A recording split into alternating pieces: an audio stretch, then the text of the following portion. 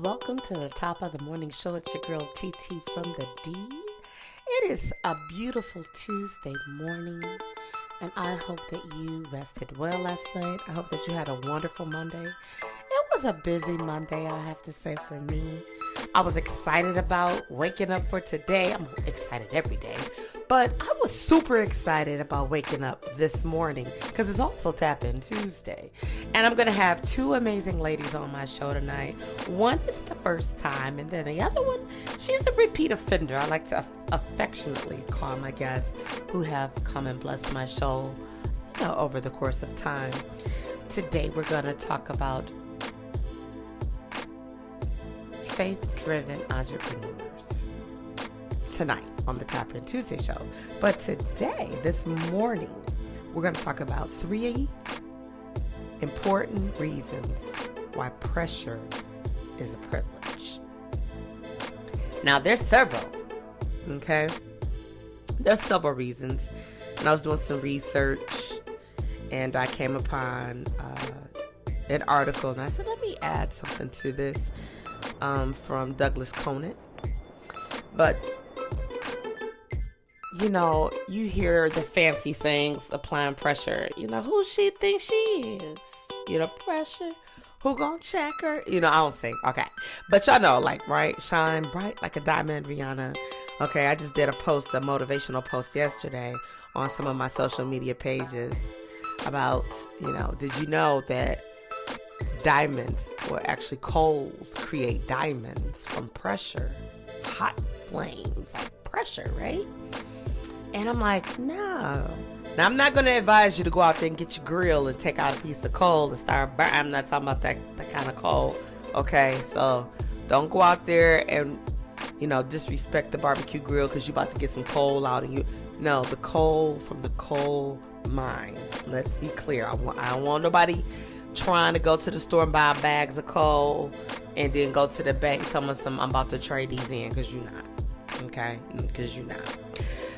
Seriously, though, I think that when we look at applying pressure, we may not really understand what that means, because it's, some people could say pressure is viewed as something negative. If you choke somebody, you putting pressure in your hands around their neck, right? If you smothered someone, you're putting pressure over their nostrils, their mouth, where they can't breathe, right? And y'all know, there's so many different examples I could use, but you understand, we could look at that as, oh, no, don't put too much pressure. When somebody's, for ladies, y'all know what this, when they French braiding our hair and they applying that pressure, you be like, all right, I'm trying to still have a brain because you braided my brain. So you get it. We can look at it as a negative. But if we looked at it as a positive, like when I posted my motivation yesterday about, shine bright like a diamond, keep applying that pressure, that's because we have so much beauty within us. And we're like clay, right? You hear the sayings, God is molding and shaping and forming us every day. And today we may be looking this way, tomorrow we may look another way. And that's what the shaping and forming, right? In fact, I think when we start talking about applying pressure, it's really a lot of the skill set that we have that allows us to be successful from the added pressure. You might say, oh, that sounds crazy, TT. Maybe not. I think if we want to win in life, if we want to be on top, you know how they say, remember that song Sierra had, level up, level up, level up, level up, level up, level up. Y'all remember level up? Okay, so you just getting better. You're getting greater, right? If we want to play it safe, there's that saying, go hard or go home, But you can't win if you don't play the game. You can't be successful if you don't apply pressure. I'm not talking about letting other people apply pressure to you, because let me tell you, folks will do that. I'm talking about you applying pressure to yourself. So let's go over these 3 reasons that we should know that applying pressure is a privilege. Excuse my God, this morning.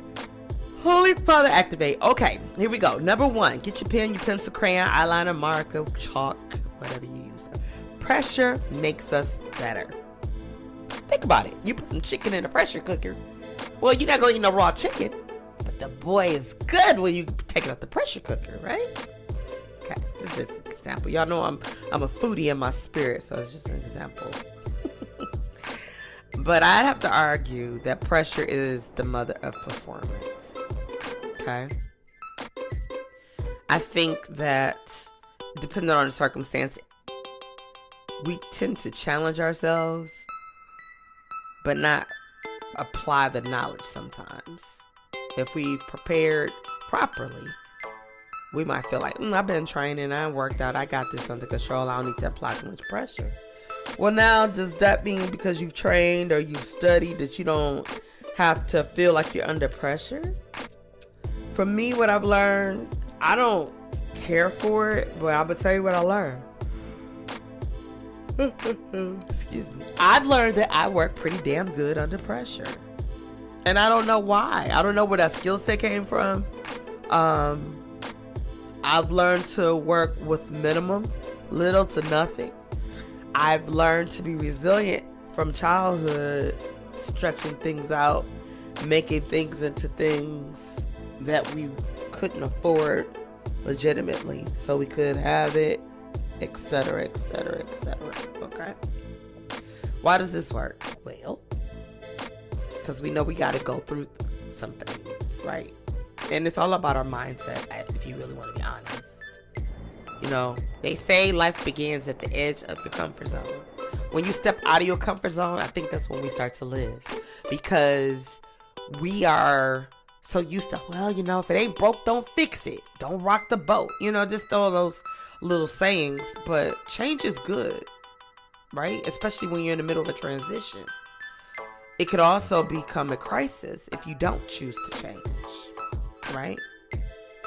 And so external pressure, whether it's a sudden change or it's a planned change, if you would say, change can be good, but you got to level up your skills, right? Day to day, we're adding pressure. And, you know, like if you went to a massage parlor and you got a masseuse and they apply pressure to certain pressure points, you know when it's too much pressure. You know how to speak up. You shouldn't be sitting there letting people apply pressure and you're like, oh my God, I'm about to faint. Like, why didn't you tell them so much pressure? Ultimately, remember, we play to win in life, right? Some of y'all take it too far, but y'all know what I mean. Number 2, pressure changes and challenges us to stay honest to ourselves. Some would argue that pressure makes us better because we are forced to think creatively and to problem solve on demand. And that goes back to what I said a few minutes ago. I do work well under pressure, unfortunately. I think it's unfortunately because I don't want to work under pressure, but when it comes to me, I'm calm, I'm cool. I was reading a piece on The Negotiator, I think it was yesterday, and I was thinking like, yeah, you know, in the midst of a negotiation, whether it's with a terrorist or someone who has a hostage or you're negotiating a contract, you get it. Yeah, you work well. You know what you want when you go into the situation and circumstance. And it's up to you to go hard for yourself. Apply yourself with that pressure, right?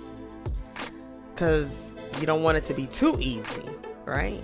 Some people are like, yes, I do. Well, I don't, right? I think anything worth having is worth working for. Because you can feel the blessing of knowing that you worked hard. You know that you earned it versus somebody just gave it to you, stumbled upon it. Well, that's in my opinion, right? In my own experiences, I think one of the most rewarding aspects of being a leader is being put to the test. When you're put up front, you called out, you got to interact, you got to go for the gusto. I think that's a great skill set to have, because that means that you play to win and you can look the part, but you also can walk it out. You can talk the talk, but you can walk the walk, and everybody wins. Embracing the pressure